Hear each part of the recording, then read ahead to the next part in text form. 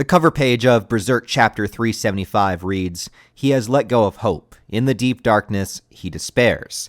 And not only is that a perfect representation of what's happening with Guts' character right now, but it also sets the mood and vibe of this entire year.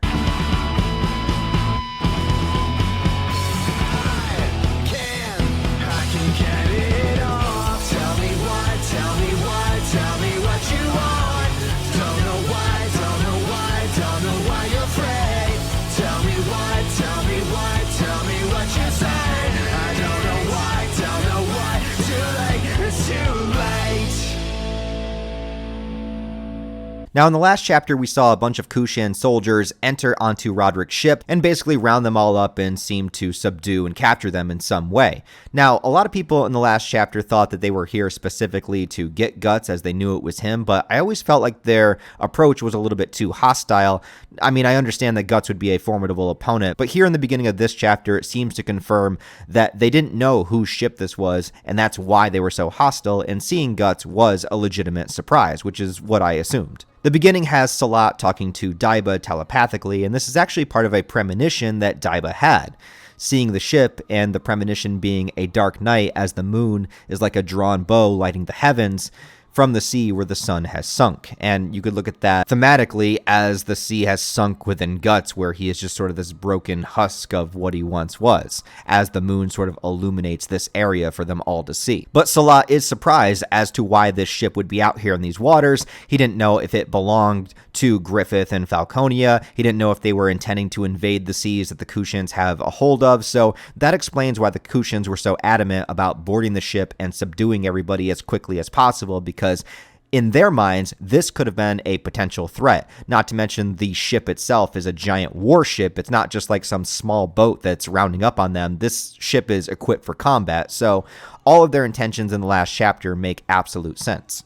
And I just love how the whole time that Daiba is just swooping around on his Garuda, just kind of inspecting the situation from the skies. This guy's such a badass. I can't wait to see more of him in the manga. But yes, as the whole crew is captive, the Kushans that went inside of the cabins pull out Guts, who is wrapped in chains. This image is really, really powerful to see. I mean, obviously it does relate to the chains wrapped around the Beast of Darkness, and I have no doubt that when these chains in the physical world literally break, will be a moment where the Beast of Darkness could potentially be unleashed. But I also want to look at the chapter in a little bit of a different angle too when it comes to this.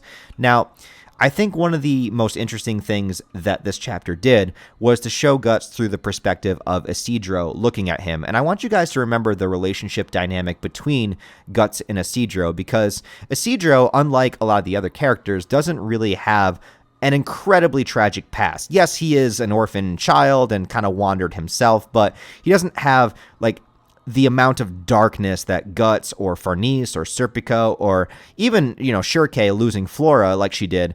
They all have really, really traumatic experiences that propelled their journey when they joined Guts' party, but Isidro just wanted to be a strong swordsman, right? And so he looked up to Guts as this really strong, powerful, almost, invincible guy that could overcome anything. First time Isidro saw Guts is when he was fighting Kushan soldiers, and he chopped multiple ones of them in half with one swing of his Dragon Slayer. Isidro has watched Guts fight numerous demons and trolls and monsters and put on the Berserker armor and overcome so much. So from Isidro's perspective, Guts is the man. And for us as the audience, I mean, he really is too, even though we have seen a lot of his, darker, weaker moments as well. But I think specifically showing it through Isidro's eyes is really powerful for a couple of reasons. One is because this is really the first time that Isidro has seen Guts at this level of despair. The only other times that we've seen Guts so tragically broken that he really can't do anything is in the Wounds chapters and after the Eclipse. Other than that, he's definitely had some moments of despair, but nothing to where he can't even bring himself to stand up. So imagine you're Isidro and seeing this sort of powerful leadership, masculine role model in front of you just fall into nothing and is just not even trying to fight back, right? And so that is breaking Isidro's vision of Guts right in front of him and deeply humanizing him in this moment. Also, Isidro had just gone through something that could potentially propel him into having this kind of tragedy, behind him that would motivate him to try to be stronger and overcome the obstacles in front of him, because he just lost Isma. With the destruction of Elfhelm, all of the astral creatures there were no longer bound to the physical world and disappeared into, the astral whatever. So Isma is gone. So Isidro just lost, his girl crush. And yeah, she didn't exactly die, but this is still a tragic loss for him and one of the biggest he's ever had. So he's at the most motivated part of his life to try to get some revenge. He's basically like Guts stage 1. So him looking to Guts to be on the same page and to accomplish the same thing, and here Guts isn't, he's the one that has the most visceral reaction out of this. And I really like this because, you guys might know me from reviewing Berserk for many, many years now. Isidro has never been my favorite character by any stretch of the imagination, but now he has a really pivotal part to play in perhaps maybe motivating Guts, or perhaps understanding a situation in a different way to not go the same route as Guts did and, become this despaired. I also think Isidro might be slightly representing the audience here, because a lot of Berserk fans have been waiting for Guts to stand up and kill people once again. And I assure you, he will do that before the manga is ended.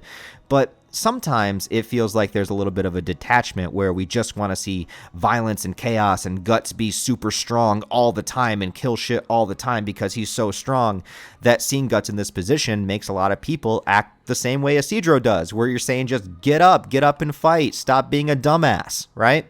And that's how it makes a lot of the audience feel. So I think it's interesting that they threw that in here the way that they did. But it's because Guts is human. I think that he deeply represents the human condition in many, many ways, not just with his rage black swordsman persona, but also the fact that he has been broken so many times, that he has accomplished so much, that he's had this full range and spectrum of emotion, that he's not just this unstoppable killing machine. He's a person, and he's a person that's been through a lot of dark, deep, depressing shit. And here, finally, after all this time, remember, the whole point of his whole journey was to get Casca to Elfhelm to heal her. And the moment he did, Griffith returned, just being that thorn in his side once again, and took Casca away. Guts feels absolutely powerless and hopeless. What is happening to him here in the manga, you might not like, you might want to see him do other things, but it makes sense to his character, and I think that he needs to go through this, and I think us as the audience need to go through it with him. But it can be a very hard thing to accept, which I think is represented here through Isidro. Now, the other thing here that needed to happen was that we know that Ricker is with the Kushan right now. He removes his helmet, and nobody on the ship would recognize him except for Guts and Puck. And Guts is a little bit out of commission right now. Puck doesn't seem to have any kind of initial reaction to seeing Ricker, which I thought was a little bit strange. I thought maybe if they were going to do anything with that, Puck would immediately fly up to him and start talking to him, but that didn't happen. So I'd say if there's anything about the chapter that disappointed me, it would be that there's no interaction between Puck and Ricker, which I think is very strange. What I do like, though, is that there is an interaction between Ricker and Roderick, and those are two of my favorite characters of all time. Roderick's a motherfucking badass. No Roderick slander on this channel, I swear to God. But I love how polite Ricker is about this, because he's basically like, I never thought I'd cross people speaking my language, but suddenly you appeared, the mystery of the ship in the Kushan waters. So, unfortunately for you, we're seizing your vessel. So, like, Rickard is, like, genuinely happy that there's somebody here that speaks his language, but he's like, sorry, unfortunately, we're seizing your ship. You know, he's not going to let go of that fact, but I find his politeness in the situation to be really funny and also in character. And with that, they begin to take the entire crew back to the exiled nation of the Kushans, and it seems to be there's a lot more Kushans here than originally expected. The final panel of the chapter basically shows like a whole entire other city. When it was mentioned before, from what I remember, it's been a while since I've read the chapters, but I thought Salat mentioned about it being kind of this Kushan hideout in the mountains. Well, this is a lot more than a hideout. This is a lot of people, potentially, which actually makes a lot of sense, because if we are leading towards the final moments of Berserk, I mean, Guts is going to need an army to attack Falconia with, and here you have all the Kushans who already have a huge incentive to try to fight back against the oppression of Griffith and Falconia, so our army is going to be featured right in here, along with whatever developments improvements come out of this, whether it be more magical items, whether it be some new characters, which I don't think they should really cram in any new important characters here that we haven't already seen, but we might get one, I don't know. This also could, with the sheer scope of it, be the place that Griffith was talking about going to the east. So we might actually have Griffith show up here as opposed to having the crew storm Falconia. So I don't know which direction that's going to go. Overall, though, I think this is a pretty important chapter. We finally have some of the threads meeting each other once again. We're finally getting interaction with characters that, I mean, think about it. Ricker has never interacted with any of these characters except for Puck and Guts. It's so cool to see them here. Also, Salah, even though he didn't directly interact with the characters here, he also hasn't really directly connected to any of them. He's been in the same area as Farnese and Serpico, but this is really a huge moment to have all of these characters come together. So really, we have all of our main protagonists except for the ones that are in Falconia, like Casca and the side characters like Laban and Owen and Minister Foss. I don't know, who remembers him? Now, personally, I still am waiting for an entire chapter that takes place in Guts' mind. I would love to see a conversation between Guts and the Beast of Darkness that resides inside of him, and to really, really flesh that stuff out, similarly to how they did it back in the Conviction arc inside of Godo's Cave. I think that would be a really powerful chapter to have. But for now, I think that we're going to get more exposition in the next chapter. I think we're going to talk about this civilization of Kushans. We're going to talk about how they're planning to attack Griffith, and we're going to have this giant team up with all these characters, and maybe have a real reunion between Guts and Ricker if Guts wakes up. Also, before you guys leave, I would like to say that if you like this review and you like the Berserk content here, please consider subscribing to the channel, because I put out a lot of other content as well, reviewing different anime and manga and movies and horror films and a whole bunch of stuff on the channel that I think you might like if you checked it out. So just give my channel a shot, maybe if you'd like to, because there's a lot of different stuff to discover, but that's only if you feel like it. Other than that, if you gave this video a thumbs up and a comment, I would really appreciate it to help it out in the algorithm, and also post your thoughts, comments, theories about what you think of this chapter down below, because I would love to read them all. Other than that, if you do want to support the channel on a deeper level, I have a Patreon, I have channel memberships, merch store, all that linked down below in the description, as well as all the various social media links where you can follow me.